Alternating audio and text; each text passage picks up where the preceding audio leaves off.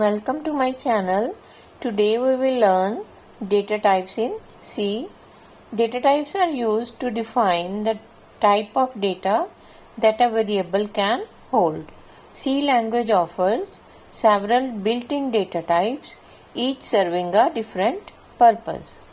Primitive data types in C are the fundamental built-in data types that are directly supported by the C compiler. Integral, void and floating point are three fundamental data types. The void data type is a special type that signifies the absence of a specific type or value.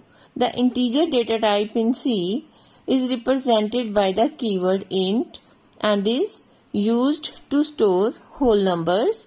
These numbers can be positive, negative or 0.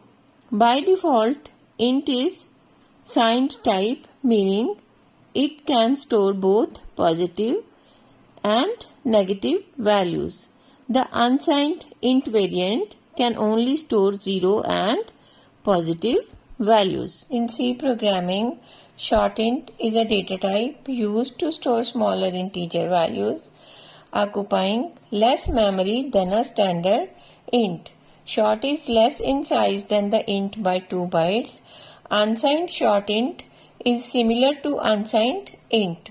Long int is larger version of the int data type, so can store values greater than int. Char data type is used to store a single character. It occupies 1 byte of memory and is declared with keyword char. Signed char can store values ranging from -128 to 127.